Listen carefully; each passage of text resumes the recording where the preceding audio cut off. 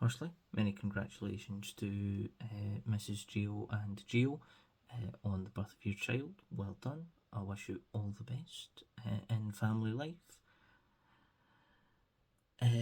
So, at the start of the game, just before, I was gonna, make an accompaniment piece to Gonzo's. I'm the knockoff Scottish. Well, no, I'm the knockoff Glasgow version of Gio. A lot hairier. Can't grow anything on my cheeks for my life though. Anyway, to Gonzo's video about the youth, the pathway to the youth, and there's a lot of points that he, said. I was like, oof. Especially that one about the Arsenal. There's more West Ham Academy graduates in Arsenal's starting 11 than there are in West Ham's whole squad. I think someone at the club, Mr. Gonzo, took offence. Well, rightfully took offence to that, and we've now got two. Ooh. That kind of annoyed me because it felt quite I don't want to say cynical, but I'm kind of implying it was cynical by him, because we've had plenty of other games this season where we've been winning by winning. Plenty of games where we've been winning. That's a good one, me. There's been a game where we've been winning in a plentiful manner, Ipswich, or another game where we've been losing plentifully, i.e. like Tottenham or Forest, Arsenal, where we could have just went, fine, we'll put some youth players on. They'll probably do better than the gimps out there. But to put them on in a game where we were drawing and that we were under quite a bit of pressure felt bold. And I wouldn't have minded. And if he'd been doing this the entire season, this would not be a discussion. If he was playing youth players, giving them regular minutes, and actually trusting them earlier. But he's not done that before. So I don't have any other prior evidence to be like, this is something he's done, because he's not.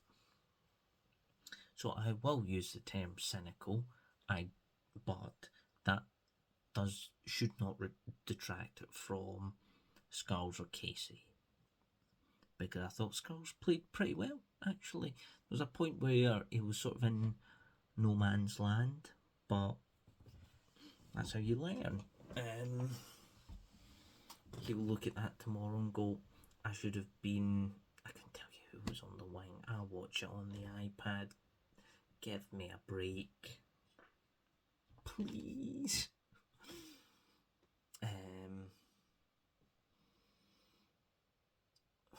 Why not? And yeah, he got up well and he got back down pretty well. So well done, Casey.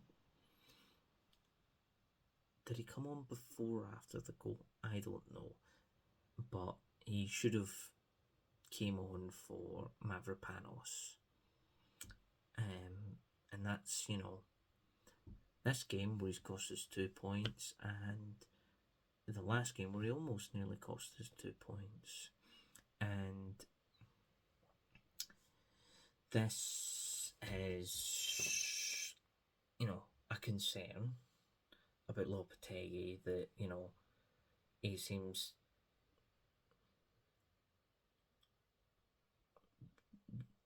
woeful. I don't know. I'll play you as a substitute 1 week after we've had our bust up, and I won't play you the next week. So it's like, it's happened. I think this is the third play. I don't know if he's had a bust up with Ings, but Ings scores, doesn't get on for a couple of weeks, and then Fulkrug, he's had this argument. Fulkrug scores, doesn't get on the following week.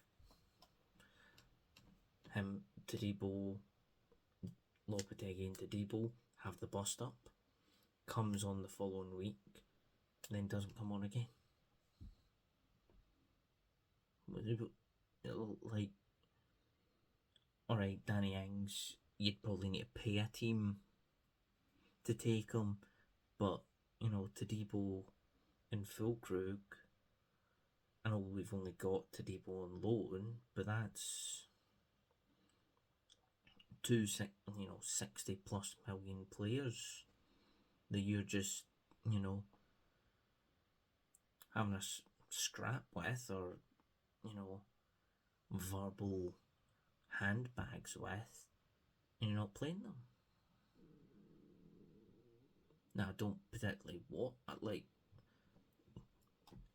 if everything had been hunky dory, I wouldn't particularly wanted Fulkrug to play with the Antonio situation, but we're not in that timeline.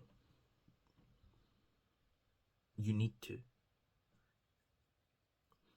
Like, Bowen's feeding off scraps. We are playing so many players out of position because you're too stubborn to kiss and make up.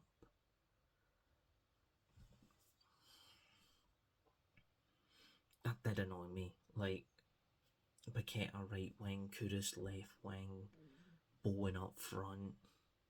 I thought Soler played quite well against Wolves. Even if you didn't play Fulkrug, you could have had Kudus on the right, Somerville on the left, and then Bowen up front. And then I don't think Soler's the Paqueta replacement. Soler, Paqueta, and Lopetegui all have discipline issues. I should have put the fucking mortgage on them. All get booked. Would have paid for all the drink I need to get through, going through all that. Oh, I got that tongue tie. To pay for all the booze I need to consume on a weekly basis for how glum, depressing and miserable the on and off the pitch environment is at West Ham United. Yeah, got it there in the end. Oh, the match.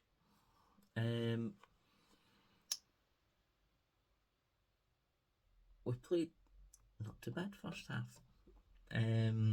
We lack any form of cutting edge up front, hence why, probably because we play so many players out of position and we don't have good enough technical players, and we have this insistency to play from the back, have 1-2s between our right-sided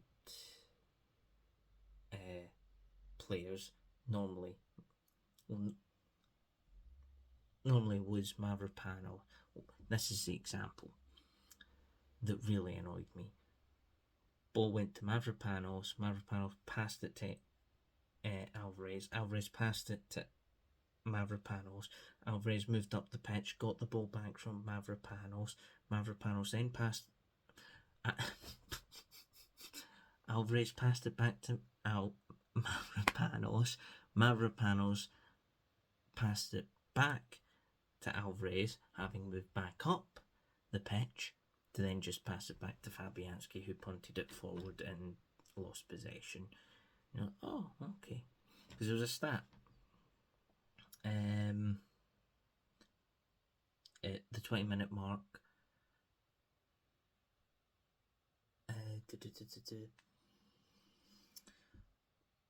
last 5 minutes passes in the opposition final third. We had 12. Bournemouth had 0. That was our period of domination in the first half,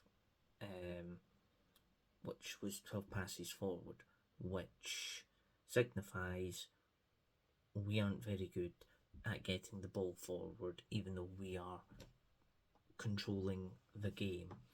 And I think our tactics are, or in this game specifically, I hope one of our good players can do something, because I don't have a fucking Scooby how us as a team can make something happen. Our corners were shite. We had probably one good one the entire game. And then to counter flip that, when Bournemouth at the start of the first half had their period of dominance, they had 5 shots and 3 of which were on target, and that was when they opened 5-6 minutes of the second half. And I know Bournemouth weren't particularly fantastic, they weren't on the boil today, and I'm happy with a point because I thought we'd get beat, but you know, our goal wasn't a penalty, and Mavropanos was silly. A silly little Greek feller for bringing him down. He lost concentration. And yeah, I'm really happy. Well, I wouldn't say I'm really happy. I'm happy with a point, but I'm still concerned that we can't get any form of consistency. Sorry, this wasn't much about the game. I want to talk about youth players. So, if you've made it this far, and you did comment how much you liked my last fan cam, because someone said that my presentation was shit, thanks. I appreciate it.